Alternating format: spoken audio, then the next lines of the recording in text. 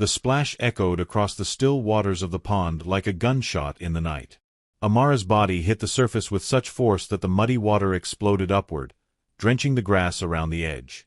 Her scream was cut short as she went under, her 7-month pregnant belly making it impossible to right herself quickly. The weight pulled her down like an anchor. Kwame stood at the edge, chest heaving, fists still clenched from the kick he'd just delivered to his wife's back. Rage clouded his eyes, the same rage that had been building for months. He watched her struggle, watched her head break the surface once, twice, her arms flailing desperately. "That's what you get for disrespecting me in my own house," he shouted, his voice cracking with fury. "You think you're better than me? You think your family's better than mine?" Amara gasped for air, coughing up pond water. Her hand reached toward the bank, toward him, but not in plea. In her eyes, even through the panic of drowning, there was something else. Something that looked almost like pity. That look infuriated him even more. What Kwame didn't know, what he couldn't have possibly known as he stood there watching his pregnant wife fight for her life and the life of their unborn child, was that folded in a lawyer's drawer 300 miles away in Lagos was a document that would change everything. A document that revealed Amara wasn't the poor village girl he'd always believed her to be. The inheritance her grandmother had left her, kept secret for reasons Amara had never shared, was worth $1 billion. $1 billion. And he'd just kicked her into a pond. But we're getting ahead of ourselves. To understand how this moment came to be, how a man could stand and watch the mother of his child drown, we need to go back. Back to where it all began, 5 years earlier, when Kwame first laid eyes on Amara at the market in their small town of Badagry, and thought he'd found the perfect wife.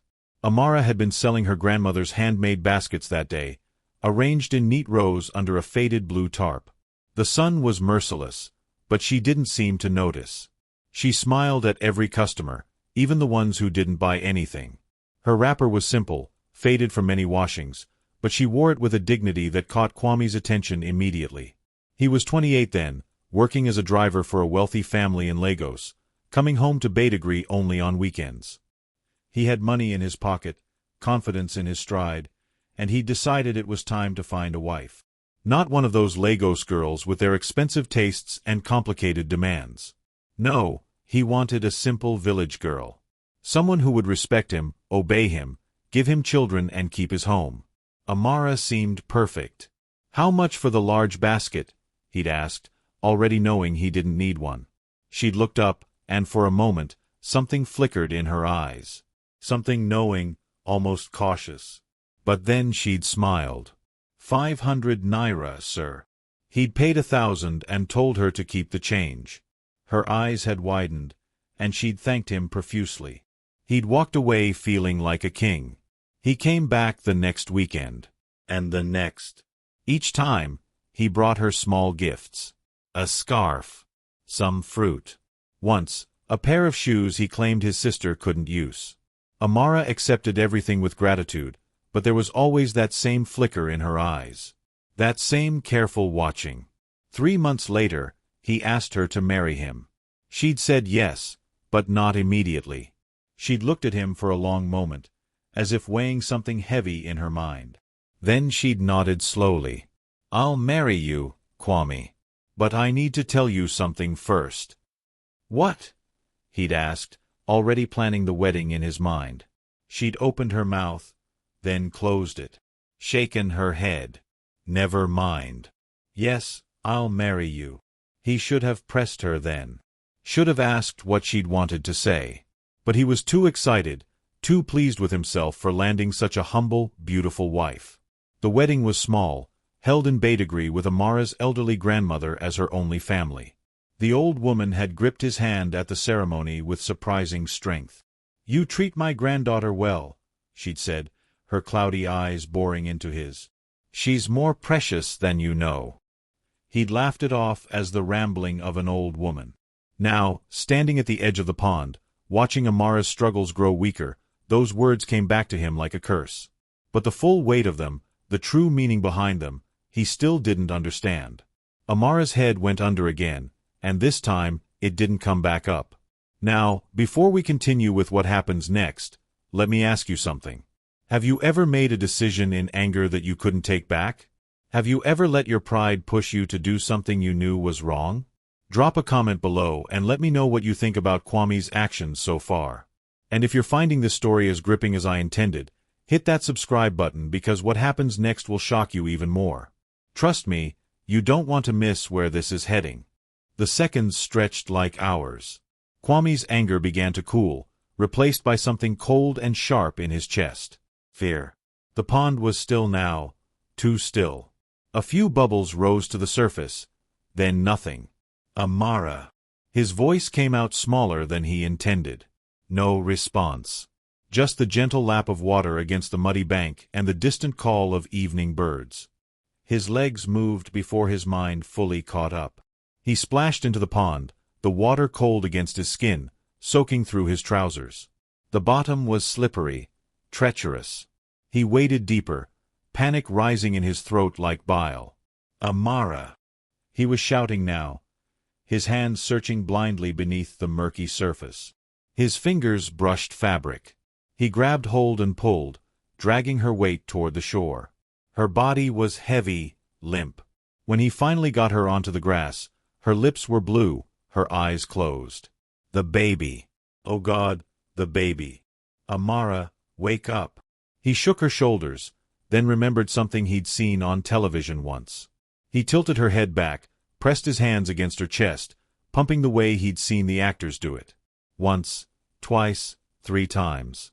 Water spilled from her mouth. She coughed, a wet, rattling sound that was the most beautiful thing he'd ever heard. Her eyes fluttered open, unfocused and dazed. Don't move, he said, his voice shaking. I'll get help. But when he tried to stand, her hand shot out and gripped his wrist with surprising strength. Her eyes focused on his face, and in them, he saw something that made him freeze. Not fear. Not even anger. It was disappointment so deep it seemed bottomless. Why? She whispered, her voice raw. Why do you hate me so much? The question hit him harder than any blow. I don't hate you, he said automatically, but the words sounded hollow even to his own ears. You do. She coughed again, turning her head to spit out more water. You've hated me since the day your mother told you I wasn't good enough for you. Since the day you realized I didn't come from money or status. You thought you were doing charity work, marrying a poor village girl. That's not true, he protested, but his voice lacked conviction.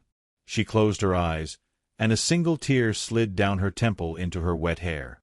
I could have told you. Should have told you. Grandmother said I should tell you before the wedding, but I wanted you to love me for me. Not for what I had. What are you talking about? Irritation crept into his voice despite everything. Even now, after what he'd done, she was speaking in riddles. It doesn't matter now. Her hand moved to her belly, protective. Just get me to the hospital. Please. The baby. The 40-minute drive to the nearest hospital in Lagos was the longest of Kwame's life.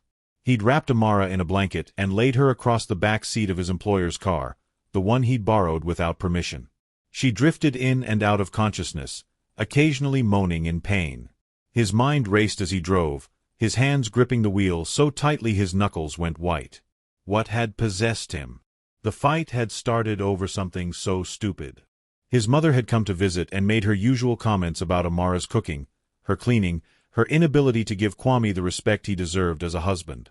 Amara had finally snapped back, defended herself for the first time in their 5-year marriage. At least I work for what we have, she'd said quietly but firmly. I don't just sit around expecting my son to provide everything while I criticize the woman who keeps his house. His mother had gasped, outraged. Kwame had felt his face burn with shame, with fury at being disrespected in front of his mother. The argument had escalated. His mother had left in a huff. And then he'd turned on Amara with words designed to cut, to wound. She'd tried to walk away, to go outside and calm down. He'd followed, the rage building with each step. When she'd turned to the pond's edge to face him, to tell him once more that she deserved better treatment, something inside him had snapped. He'd kicked her. Actually kicked his pregnant wife. The horror of it washed over him now in waves. At the hospital, nurses rushed out with a gurney. What happened? one of them demanded as they lifted Amara onto it. She fell, Kwame heard himself say, into our pond. I pulled her out as fast as I could. The nurse's eyes were skeptical, her gaze taking in Amara's bruised back, visible through her wet dress. But she said nothing, just rushed Amara inside. Kwame stood in the harsh fluorescent lighting of the waiting room, dripping pond water onto the tile floor. Other patients and their families stared at him. He must have looked insane. He felt insane. Hours passed. A doctor finally emerged, an older woman with kind eyes that nevertheless held judgment when she looked at him. "Your wife and baby are stable," she said. But it was very close. A few more minutes and we would have lost them both. Relief flooded through him, so intense he thought his legs might give out. "Can I see her?" "She's asking for someone else. A lawyer. She says it's urgent." The doctor's voice was cool. "She doesn't want to see you right now." "A lawyer? Why would she need a lawyer?" Fear replaced relief. Was she going to report him? Have him arrested? "That's between you and your wife to discuss. When she's ready to speak to you." The doctor turned to leave, then paused. "Mr. Kwame, I've been doing this job for 30 years. I know the difference between someone who fell and someone who was pushed. That woman in there is a fighter. She's been through something terrible, but she's not broken. You should think carefully about your next steps." She walked away, leaving Kwame alone with his thoughts and the stares of strangers. What he didn't know was that in the hospital room, Amara was making a phone call that would change everything. The number had been in her grandmother's documents, the one she'd kept hidden in a locked box under their bed. A lawyer in Lagos named Mr. Okonkwo, who'd been waiting 5 years for this call. "She's dead then." Mr. Okonkwo's voice was gentle on the other end of the line.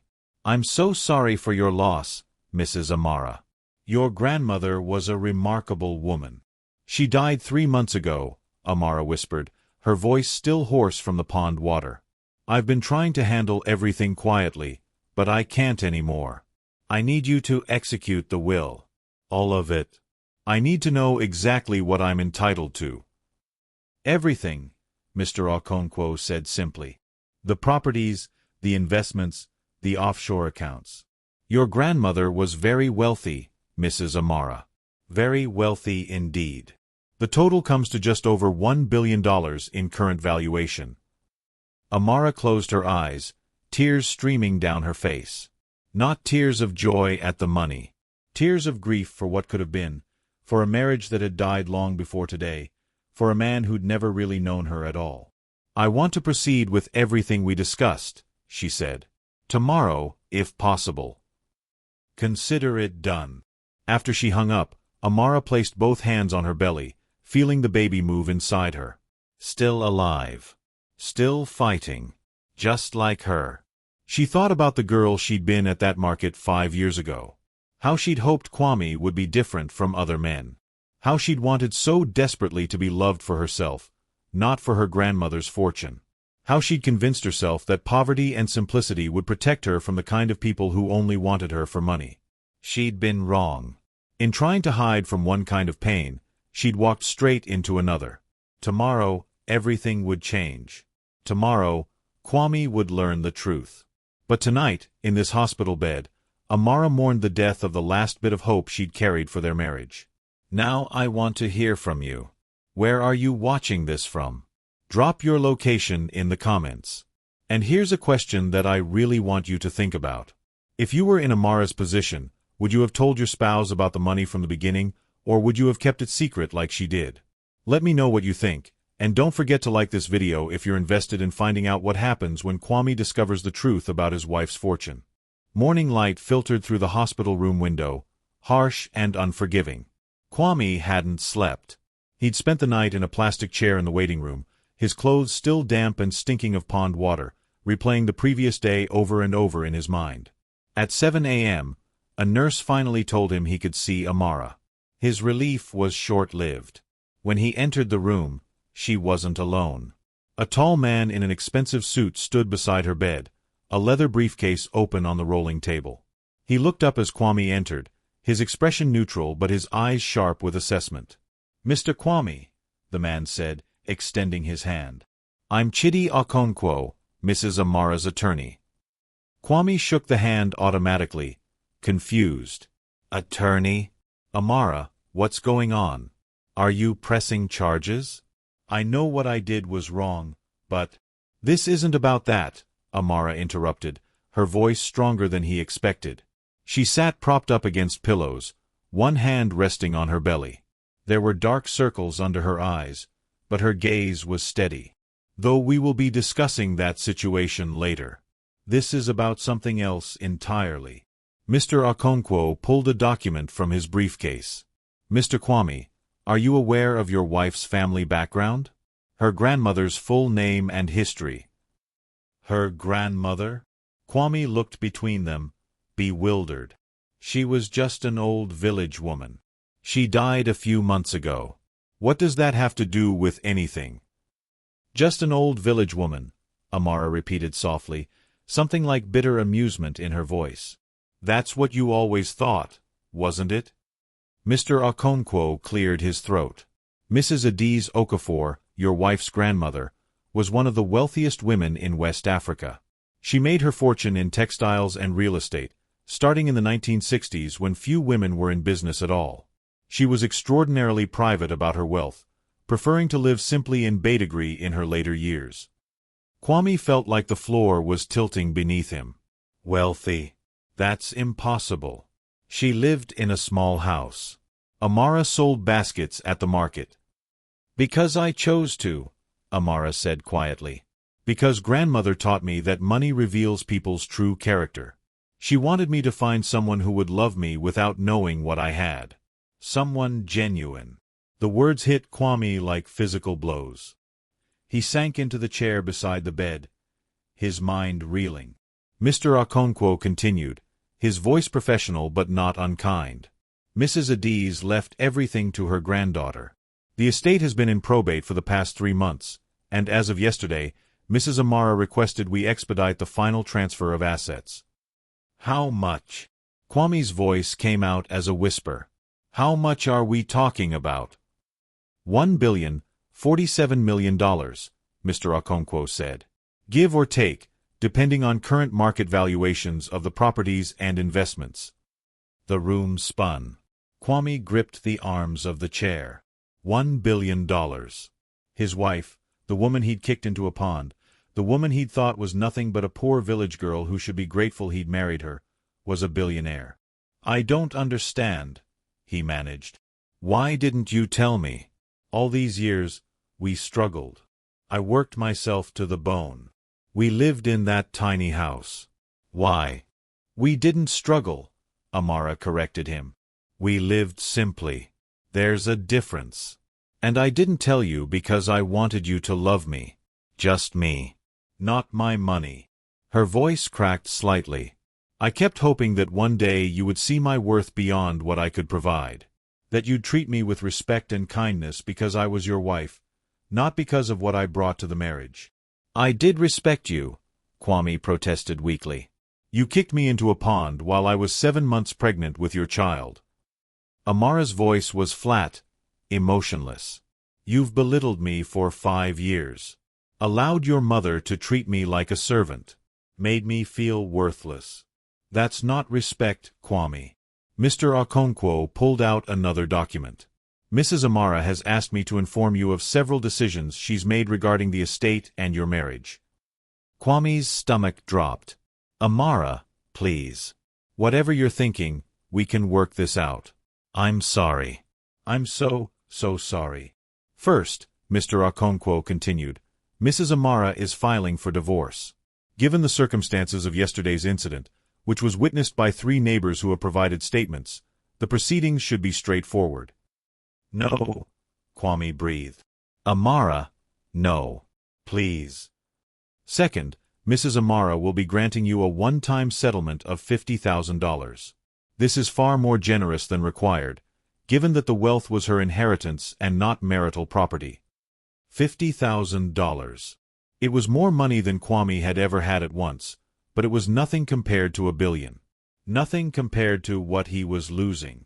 Third, Mrs. Amara will retain full custody of the child. You will be granted supervised visitation rights, provided you complete anger management counseling and maintain stable employment. You can't take my child, Kwame said, his voice rising. That's my baby too. That baby almost died yesterday because of you, Amara said, and for the first time, emotion cracked through her composed exterior. Tears welled in her eyes. Do you understand that? Our child almost died because you were too angry, too proud, too stubborn to control yourself. What kind of father does that make you? Kwame opened his mouth to argue but found he had no words. What could he say? She was right.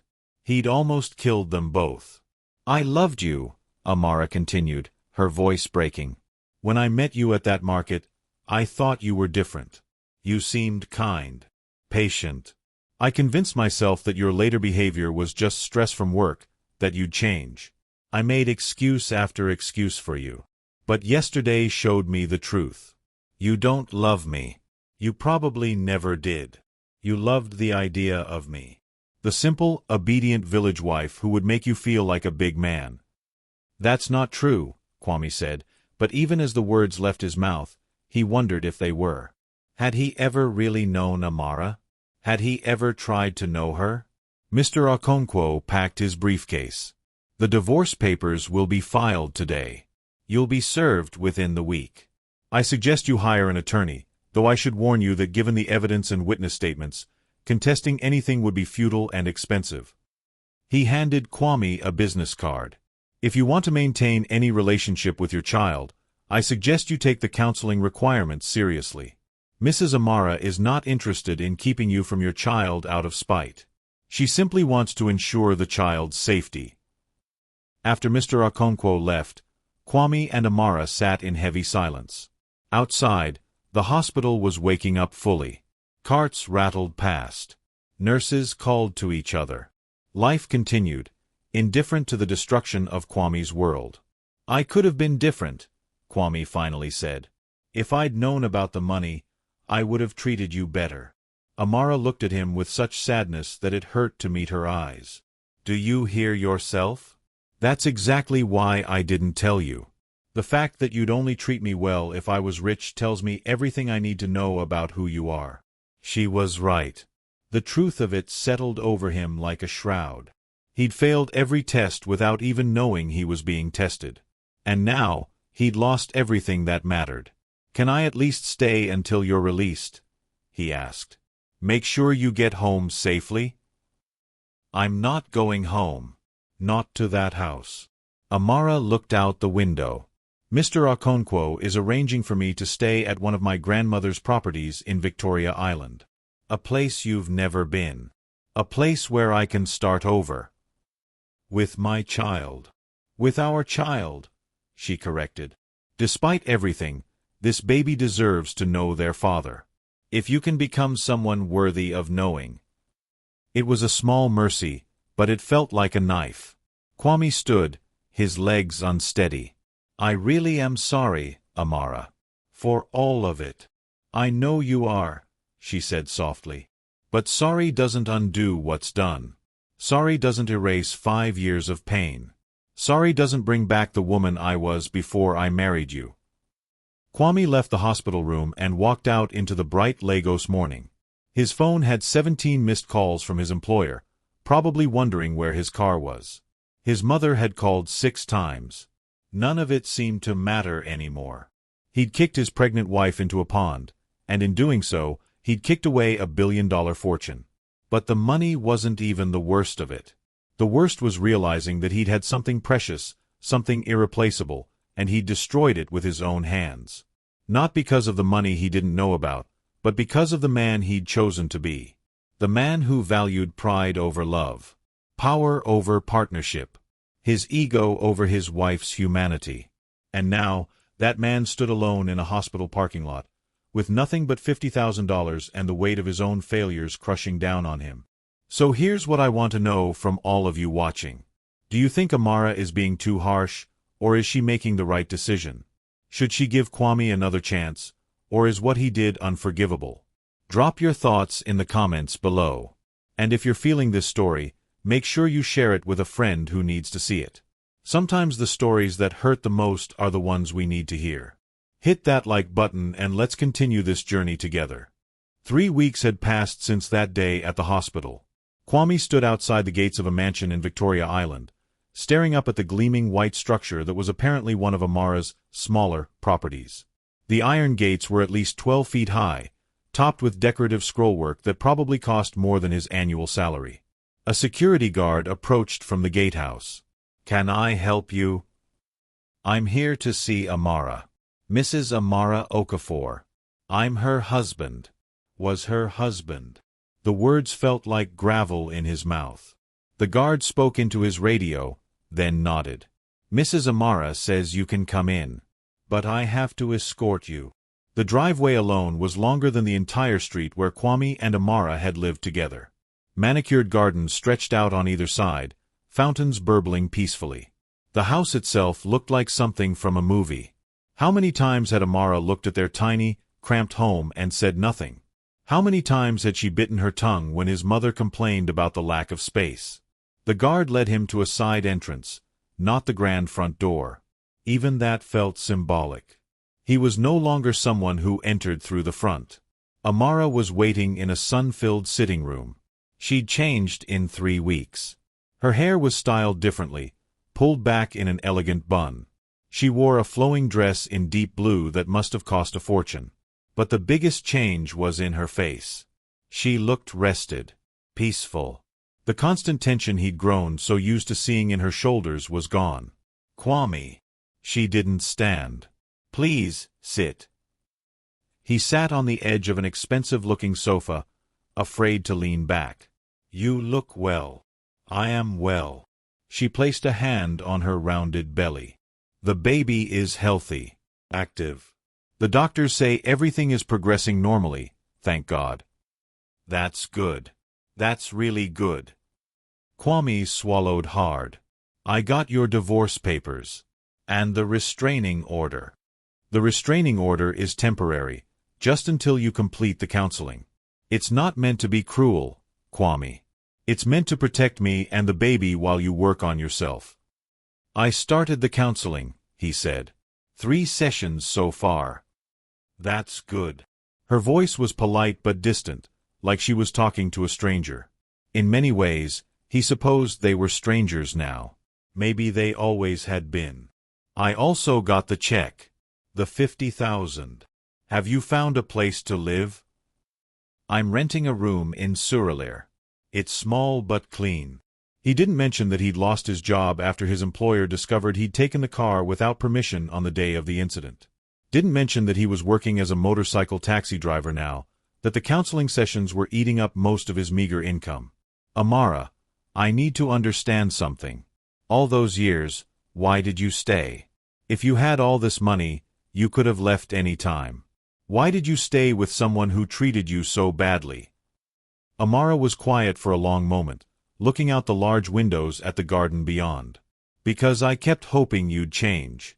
Because I believed that underneath the anger and the pride, there was the man I met at the market. The one who smiled easily and spoke kindly." She turned back to him. "And because my grandmother taught me that marriage was sacred, that you work through problems. I didn't want to give up. But you're giving up now." "No, Kwame. You gave up long ago. I'm just finally accepting it." She leaned forward slightly. "Do you know what the counselor asked me when I went for my own session? She asked me when I'd started to feel afraid of you. I couldn't even remember. It happened so gradually. First it was just harsh words. Then it was yelling. Then it was throwing things. Then it was grabbing my arm too roughly. It escalated so slowly that I didn't even realize I was living in fear until I wasn't anymore." The words hit him like punches. "I never meant to make you afraid. But you did. Impact matters more than intention." She stood, moving to look out the window. "I've had a lot of time to think these past few weeks.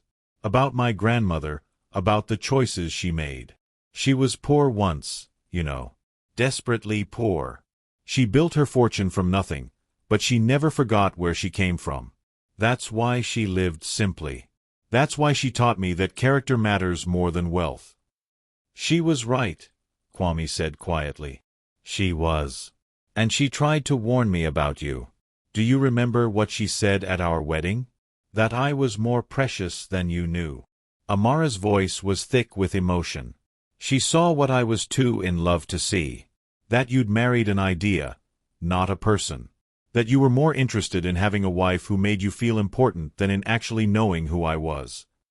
I want to know now, Kwame said desperately. I want to know who you really are. What you like, what you dream about, all of it. Amara turned to face him, tears in her eyes. It's too late for that, Kwame. The time to know me was during the 5 years we were married. The time to ask what I was thinking, what I wanted, what I needed, was when we were building a life together. You can't wait until someone's gone to suddenly become interested in who they are. So that's it? It's just over. The marriage is over. But you're still this baby's father. And if you do the work, if you really change, you can still be part of our child's life. She wiped her eyes. That's why I asked you to come today. I wanted to talk about custody arrangements once the baby is born. They spent the next hour discussing practicalities. Supervised visitation at first, potentially progressing to unsupervised if the counseling went well. Kwame could be at the birth if he wanted, though Amara made it clear she'd also have her own support people there. They'd work out a schedule that put the child's needs first. Through it all, Kwame felt like he was watching himself from outside his body. This was his life now. Scheduled visits with his own child. Supervised time because he couldn't be trusted. All because of one moment of rage, built on years of disrespect and pride. As he was leaving, Amara called out to him. Kwame, wait. He turned, hope flaring stupidly in his chest. I want you to know something. The money doesn't change who I am. I'm still the same person who sold baskets at the market. The same person who cooked your meals and kept your house and tried so hard to make you happy. The only difference is now I have the resources to protect myself. To build a life where I'm valued. I should have valued you all along, Kwame said, his voice breaking. Money or no money. Yes, Amara agreed simply. You should have. The guard escorted him back to the gates. As they swung open, Kwame looked back at the mansion one more time. Somewhere in there was his wife, carrying his child, living a life he'd never be part of. A life she'd had access to all along but had set aside because she'd wanted something money couldn't buy. Love. Real love. The kind that saw her as a person, not a possession. And he'd been too blind, too arrogant, too caught up in his own ego to give it to her. His phone rang. His mother. He'd been avoiding her calls since the divorce papers were served, unable to face her questions and judgments. But maybe it was time to have some difficult conversations. About respect. About marriage. About the kind of man he wanted to be for his child. He answered. Mama. Kwame. Finally. I've been calling and calling. What is this nonsense I'm hearing about divorce? About Amara having money? People are talking all over Badagry. They say she's a billionaire. A billionaire. And you let her go. Kwame closed his eyes. Of course. That's all his mother cared about. Not that he'd nearly killed his wife. Not that he'd destroyed his family. Just the money. Mama, I have to go. Don't you dare hang up on me. You need to fix this. Apologize. Beg her to take you back. Do you understand what you've thrown away? Yes, Mama, Kwame said tiredly. I do. But it's not the money I threw away. It never was. He hung up before she could respond and stood there on the street in Victoria Island, surrounded by wealth and success he'd never touch, carrying the weight of who he'd been and wondering if it was possible to become someone different. Someone worthy of the second chance Amara was offering him with their child. Someone who measured worth in character, not currency. Someone who understood that the most valuable things in life, the ones you can't buy or sell, are the ones you should protect most fiercely. He'd learned that lesson too late for his marriage. But maybe, just maybe, It wasn't too late for his child. Let me pause here and ask you something important. What do you think about Kwame's mother's reaction? Have you ever seen family members care more about money and status than about doing what's right? How much influence should parents have over their children's marriages? These are real questions that affect real families. Drop your answers in the comments. I really want to hear your perspective on this. And if this story is making you think, making you feel something, don't keep it to yourself. Hit that share button and let's get more people talking about these important issues. 2 months had passed. Kwame sat in Dr. Adeyemi's office for what was now his 15th counseling session. The small room had become familiar. The worn leather chair, the box of tissues on the side table that he'd needed more often than he cared to admit, the diplomas on the wall that testified to Dr. Adeyemi's qualifications to pick apart his psyche. "Tell me about your father," Dr. Adeyemi said, as she had in several sessions before. Kwame shifted in his seat. "We've talked about this. And we'll talk about it again until you're ready to really examine it." Her voice was kind but firm. "Your father left when you were 8. Your mother raised you alone. What did she teach you about being a man?" Kwame stared at his hands. They were calloused now from gripping the motorcycle handlebars all day, rough and worn. Working man's hands. "She taught me that a man provides. That a man is respected in his home. That a man doesn't let anyone, especially not a woman, disrespect him." "And what did she teach you about love?" The question caught him off guard. "Love?" "Yes. What did your mother teach you about loving a woman? About partnership? About seeing your wife as an equal?" Kwame opened his mouth, then closed it. The silence stretched out. "She didn't," he finally admitted. "She never talked about love.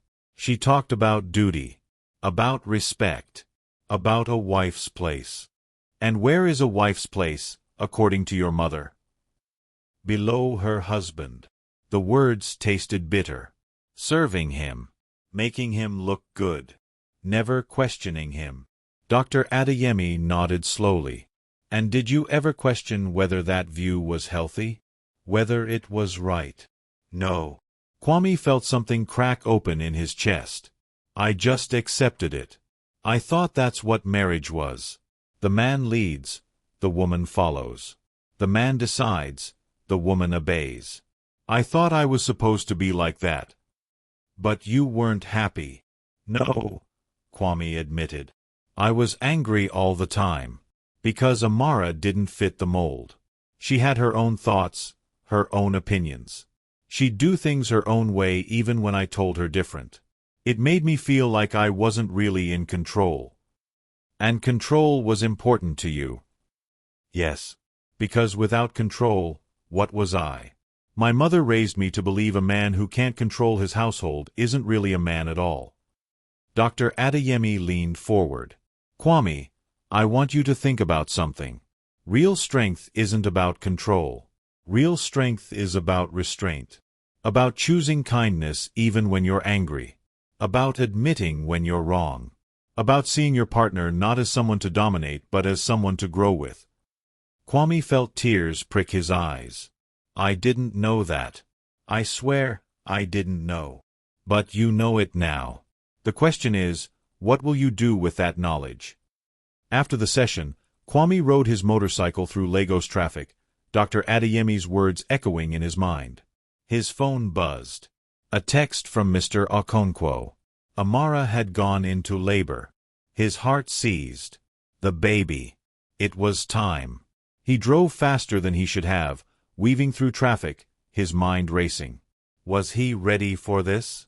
Was he ready to meet his child? To face Amara at such a vulnerable moment?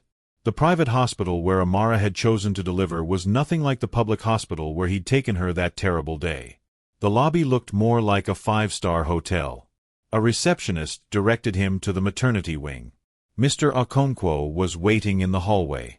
"Mr. Kwame, Amara said you could come, but there are conditions. You stay calm. You don't upset her. And if she asks you to leave at any point, you leave immediately. Understood?" "Understood." The labor room was large and peaceful, with soft lighting and music playing quietly. Amara was on the bed, breathing through a contraction, supported by two women Kwame had never met. Friends, he realized. Friends she'd made in these past months, in this new life where she could be herself. When the contraction passed, she looked up and saw him. Kwame. You came. Of course I came. He stayed by the door, uncertain. How are you doing?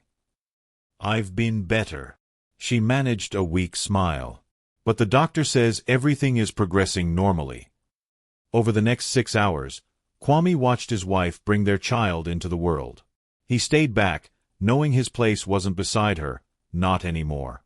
But he was there, witnessing her strength, her courage, her sheer determination. When the baby finally came, a healthy girl with a powerful set of lungs, Kwame felt something shift fundamentally inside him.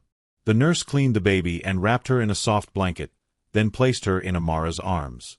She's perfect, Amara whispered, tears streaming down her face. She's absolutely perfect. Does she have a name? One of Amara's friends asked. Adiz, Amara said softly, looking down at her daughter. After her great-grandmother. Adiz Okafor Jr. The name hit Kwame hard. The grandmother who'd built an empire. The grandmother who'd tried to warn him. Now her legacy would live on in this tiny, perfect person. Would you like to hold her? Amara asked, looking at Kwame. His hands shook as he approached. I don't want to hurt her. You won't. Amara's voice was gentle. Just support her head. The baby was so small, so light. She opened her eyes and looked up at him, and Kwame felt his heart break and remake itself all at once. This was his daughter. His responsibility. His second chance. Hello, Adiz, he whispered. I'm your father. And I promise you something right now. I promise I'm going to be better. Better than I was to your mother. Better than my own father was to me. You're going to grow up knowing what real strength looks like. What real love looks like. Tears fell onto the baby's blanket. Adiz made a small sound, not quite a cry, and wrapped her tiny hand around Kwame's finger. She's got a good grip, Amara observed. She's going to be strong. Like her great-grandmother. Like her mother, Kwame added quietly. They stayed like that for a moment, the three of them. A family, but not in the traditional sense. Something new. Something broken and being rebuilt. A nurse came to take Adiz for her measurements and tests. After she left, Amara leaned back against her pillows, exhausted. Thank you for letting me be here, Kwame said. She deserves to know you. To have you in her life, if you can be the kind of father she needs. I'm trying. The counseling, it's helping. I'm starting to understand things about myself. About how I was raised. It's not an excuse for what I did, but it's helping me see where I went wrong. Amara studied him for a long moment. I'm glad. Not for my sake. I've made my peace with our marriage being over. But for Adiz. She needs a father who's done the work to heal himself. Can I ask you something? Kwame said. What are you going to tell her about me? About us? The truth, Amara said simply. When she's old enough to understand, I'll tell her that her father made mistakes. That he hurt people he loved. But that he chose to change. That he did the hard work of becoming better. That's the story I hope to tell her, anyway. What if I fail? What if I can't change enough?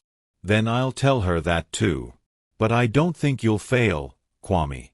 I think you're finally ready to do the work. Not because you have to, or because you want something from me, but because you genuinely want to be better. The nurse brought Adiz back, and Amara took her daughter in her arms. Kwame watched them together, mother and child, and felt the full weight of everything he'd lost. But also everything he could still gain, if he stayed the course. I should go, he said. Let you rest. Kwame. Amara called as he reached the door. Yes. Thank you for being here. For staying calm. For not making this about you. That's growth. It was a small acknowledgement, but it meant everything. Kwame left the hospital and sat on his motorcycle in the parking lot, watching the sun set over Lagos. He thought about the man he'd been 6 months ago. Angry, controlling, violent. A man who'd kicked his pregnant wife into a pond. He thought about the man he was becoming. Someone who listened, who questioned his assumptions, who understood that strength wasn't about power over others, but about power over yourself. He thought about his daughter, Tiny Adiz, named after a woman who'd built an empire on her own terms. What kind of world would she grow up in? What kind of father would he be to her? His phone buzzed. A text from Dr. Adeyemi, who he'd told about the labor. Congratulations on your daughter. Remember, every day is a choice. Choose to be better. Kwame started his motorcycle and headed home to his small room in Surulere. It wasn't much, but it was honest. Earned with his own hands, not dependent on anyone else. Tomorrow, he'd go back to work. Keep saving money. Keep going to counseling. Keep building the kind of life that would make his daughter proud to call him father. The road ahead was long. The work was hard. But for the first time in his life, Kwame understood what he was working toward. Not control. Not pride. Not the approval of others. But genuine transformation. The kind that starts from the inside and works its way out.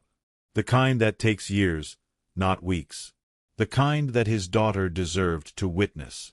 He'd kicked his wife into a pond and lost $1 billion fortune. But maybe, just maybe, he was finding something more valuable. A chance to become the man he should have been all along. 1 year had passed since Adiz's birth.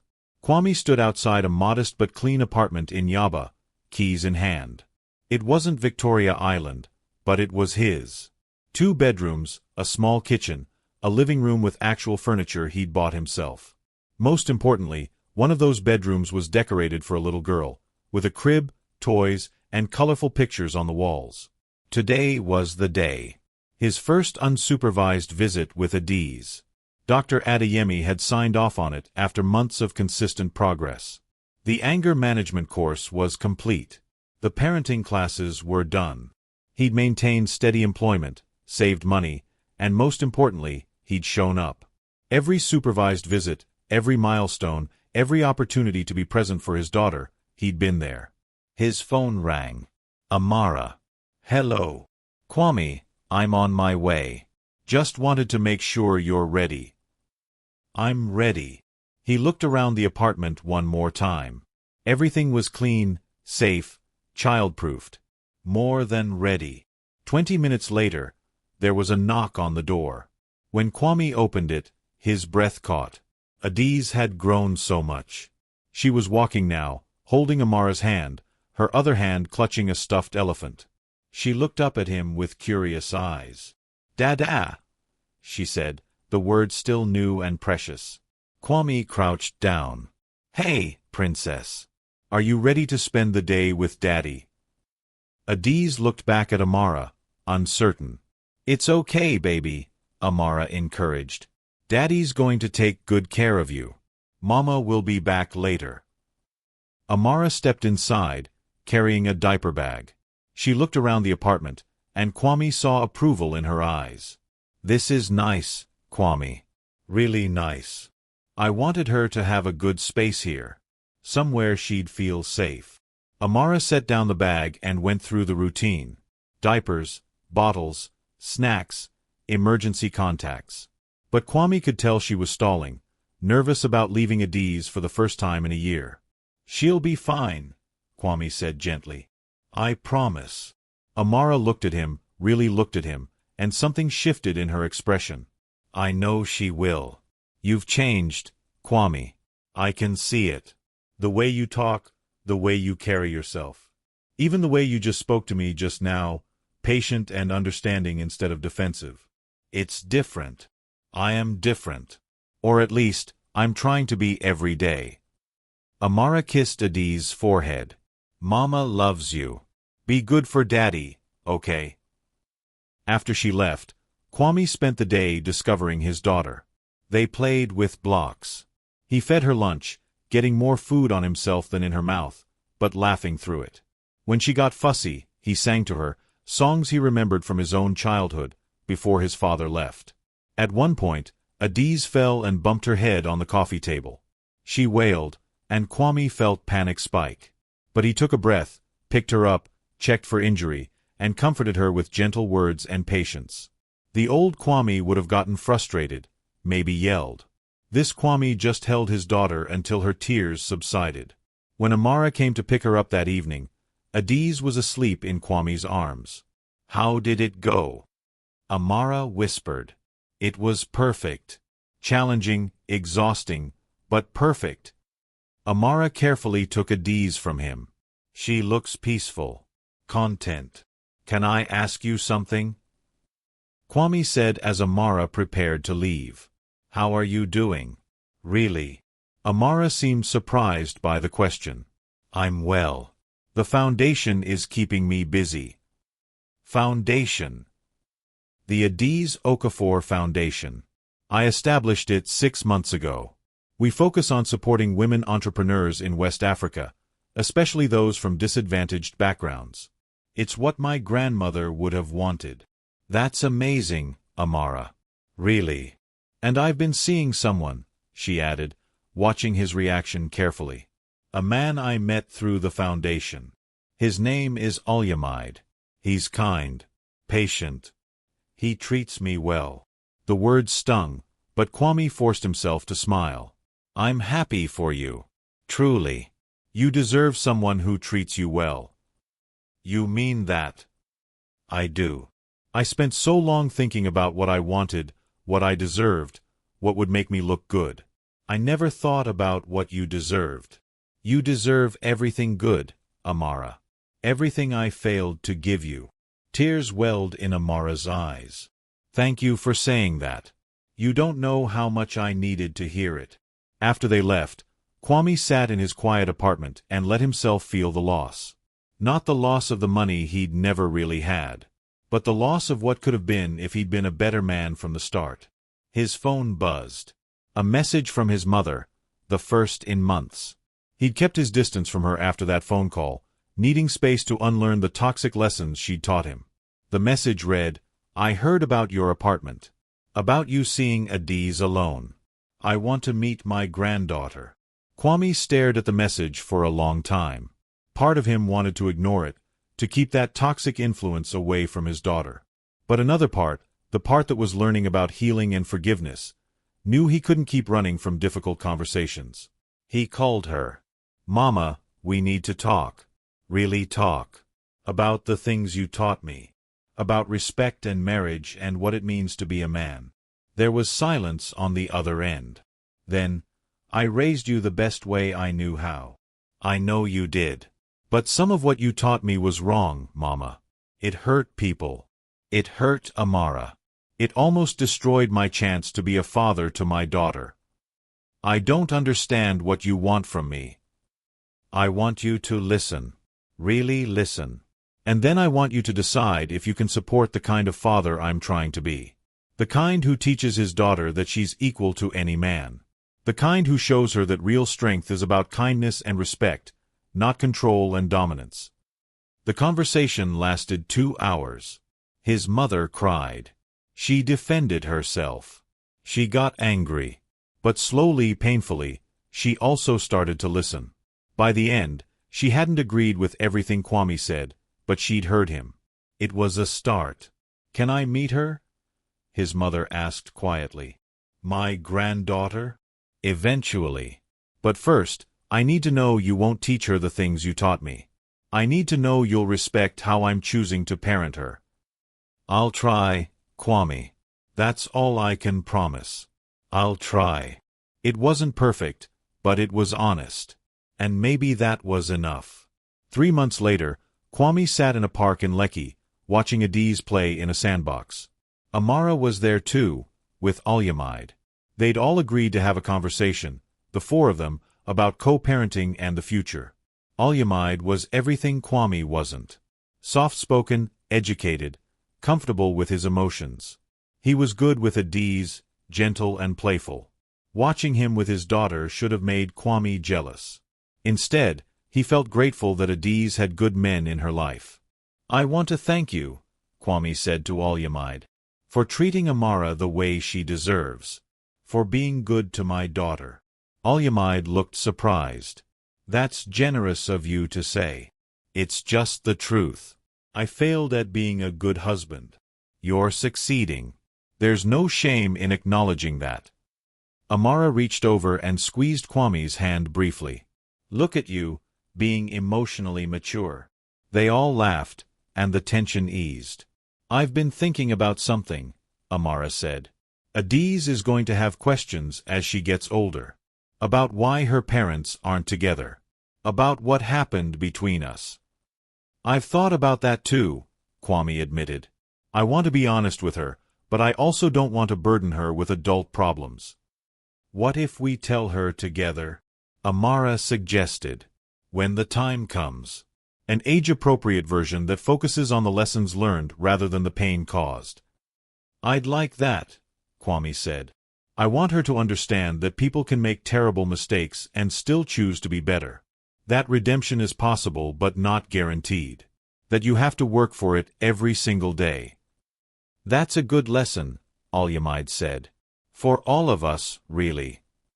They spent the rest of the afternoon together, the four of them, building something new. Not a traditional family, but a family nonetheless. One built on honesty, respect, and the shared love of a little girl who was growing up surrounded by people who wanted the best for her. As the sun began to set, Kwame held Adiz in his arms one more time before Amara took her home. I love you, princess, he whispered.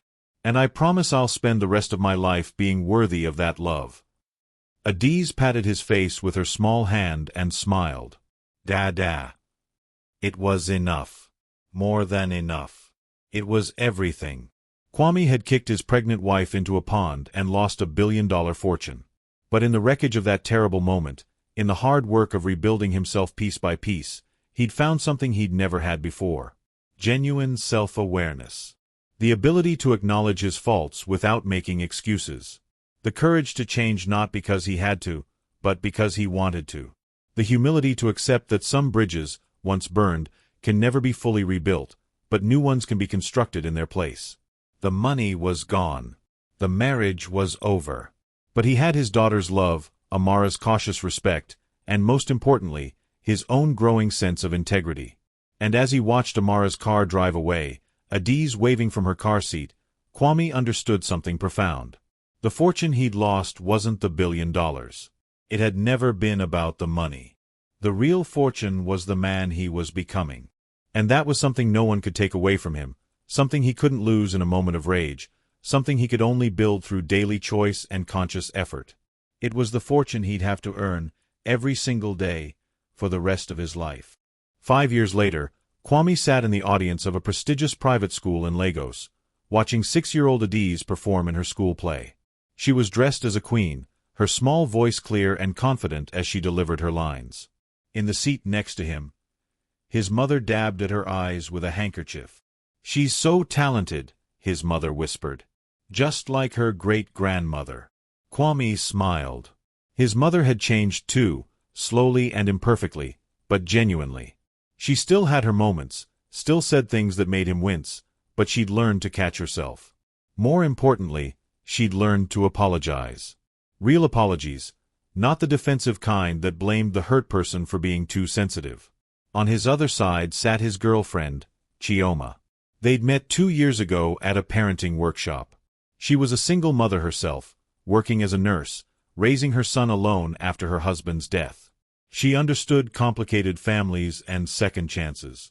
She'd seen Kwame at his most vulnerable, watched him parent through frustrations and fears, and loved him anyway. Not despite his past, but because of how he'd faced it. Across the auditorium, he could see Amara and Olyamide. They'd gotten married a year ago, a small, elegant ceremony that Kwame had attended with genuine happiness for them. Amara was pregnant again, glowing with the kind of peace she'd never had when she was married to him. After the play, families gathered in the courtyard. Adiz ran to Amara first, as she always did, chattering excitedly about her performance. Did you see me, Mama? Did you see when I said the line about being brave? I saw everything, baby. You were perfect. Amara hugged her daughter, then gently turned her toward Kwame. Now go tell Daddy about it. Adiz ran to Kwame and launched herself into his arms. Daddy, did I do good? You did amazing, Princess. I'm so proud of you. Can we get ice cream, please? Mama said if you say yes, we can all go together. Kwame looked at Amara, who nodded. This had become their rhythm over the years. Co-parenting that actually worked, built on communication and mutual respect. They'd even had that difficult conversation with Adiz last year, explaining in simple terms why Mama and Daddy weren't married, why Daddy had made mistakes, and how people can choose to be better. Adiz had listened with her serious little face, then asked, "But you still love me, right? Both of you. More than anything in the world," they'd answered together. And that had been enough for her. At the ice cream shop, the expanded family crowded around 2 tables pushed together. Adiz sat between Amara and Kwame, Chioma's son played games on a tablet, and the adults talked easily about school events, upcoming holidays, and mundane life details. "I have something to share," Amara said, looking around the table. "The foundation is expanding. We're opening branches in Ghana and Senegal next year. We've helped over 5,000 women start businesses in the last 4 years." "That's incredible," Kwame said, and meant it. "Your grandmother would be so proud." "I think she would be." Amara looked at him with warmth. "I've been thinking about her a lot lately. About the lessons she tried to teach me. About wealth and character and what really matters." "What brought this on?" Alyamide asked gently. "Adiz asked me yesterday what it means to be rich." Amara smiled. She'd heard some kids at school talking about who had the biggest house, the newest toys. She wanted to know if she was rich. "What did you tell her?" Chioma asked. "I told her that money is a tool. It can do good or harm depending on who holds it and what they do with it. I told her that her great-grandmother was rich not just because she had money, but because she used it to help people. Because she never forgot where she came from. Because she stayed humble and kind even when she could have been proud and cruel." Kwame felt emotion tighten his throat. "That's a beautiful answer." "Then she asked me something else." Amara's eyes met Kwame's. She asked if her daddy was rich. The table went quiet. Kwame set down his spoon, waiting. "I told her yes. That you're one of the richest people I know." Kwame's mother made a confused sound. "But he's just a—" "Mama," Kwame said softly, and she stopped. Amara continued, "I told her that you're rich in the ways that matter most. That you work hard and honest. That you show up for her every single time. That you admitted when you were wrong and did the hard work to change. That you treat people with respect. That kind of wealth," I told her, "is worth more than all the money in the world." Kwame's vision blurred with tears. "Thank you," he managed. "You didn't have to say that." "Yes, I did. Because it's true." Amara reached across the table and briefly touched his hand. "You broke something precious, Kwame. Our marriage. My trust. My sense of safety. And I'll never forget that. But you also did something rare. You actually changed. Most people say they will and don't. You did." "I had to," Kwame said. "For Adiz. For myself. And that's what makes all the difference." Amara sat back. Adiz is going to grow up knowing that people aren't perfect. That her father made terrible mistakes. But she's also going to know that those mistakes don't have to define you forever. That you can choose differently. That's a powerful lesson. Later that evening, Kwame tucked Adiz into bed at his apartment. She was spending the night, something that happened regularly now. She had her own room, her own routine, her own space in his life. "Daddy," she said as he pulled the covers up. "Yes, Princess. Why did you and Mama stop being married?" They'd had variations of this conversation before, but it still made his heart clench. "Because Daddy made some very bad choices. I hurt Mama's feelings. I wasn't a good husband. But you're a good daddy. I try to be.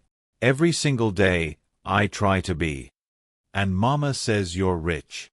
Adiz looked at him with those wise eyes that sometimes seemed too old for her 6 years. Are you really?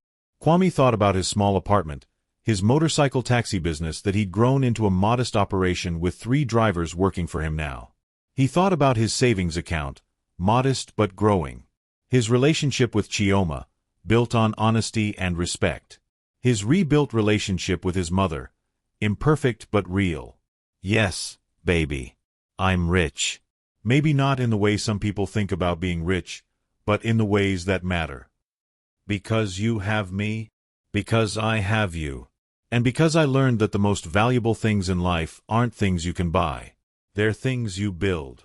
Like trust, like respect, like love that you show through your actions, not just your words. Adiz yawned. I love you, Daddy. I love you too, Princess. More than you'll ever know. After she fell asleep, Kwame sat in his living room with a cup of tea, reflecting on the journey of the last 6 years. 6 years ago, he'd stood at the edge of a pond, watching his pregnant wife struggle in the water, consumed by rage and pride. 6 years ago, he'd been the kind of man who measured worth in obedience and respect in submission. That man was gone. Not erased, but transformed. The scars of who he'd been still remained, reminders of the capacity for harm that lived in everyone. But they were joined now by the evidence of growth. The daily choices to be better. The consistent effort to unlearn toxic lessons and replace them with healthier ones. His phone buzzed.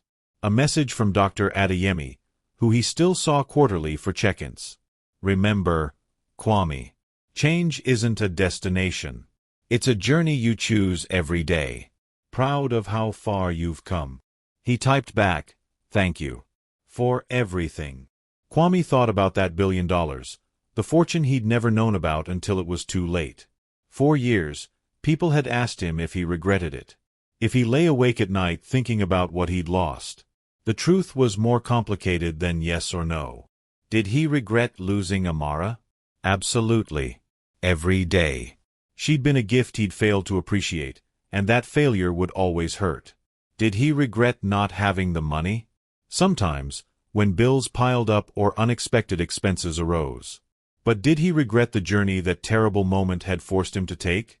The painful process of looking at himself honestly?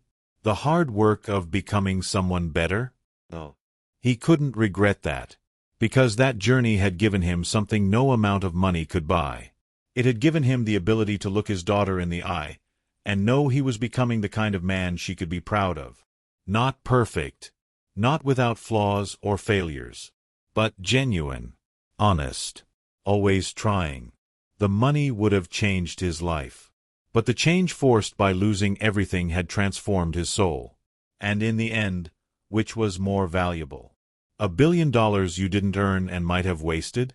Or the hard-won wisdom that comes from hitting bottom and choosing to climb back up, not for anyone else, but for yourself and the people you love?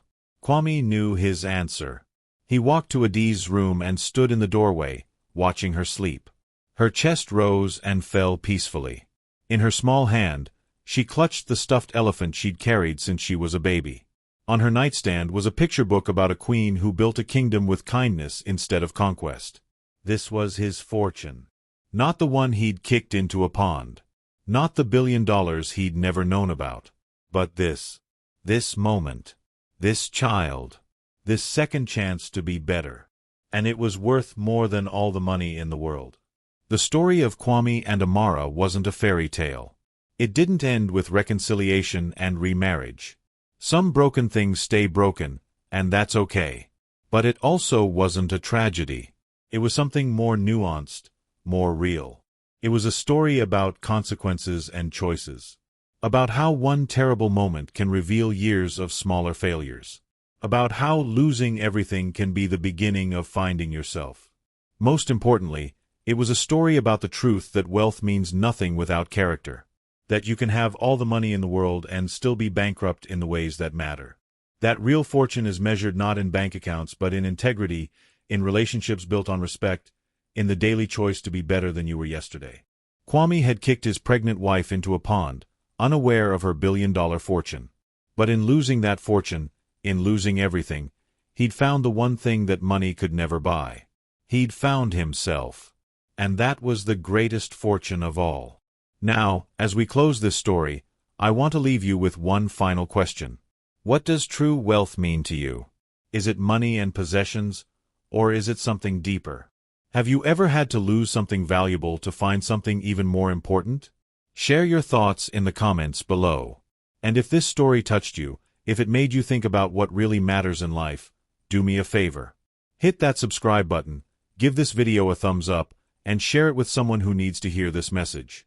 Sometimes the stories that challenge us the most are the ones we need to share the most. Thank you for going on this journey with me. Until next time, remember that it's never too late to choose to be better.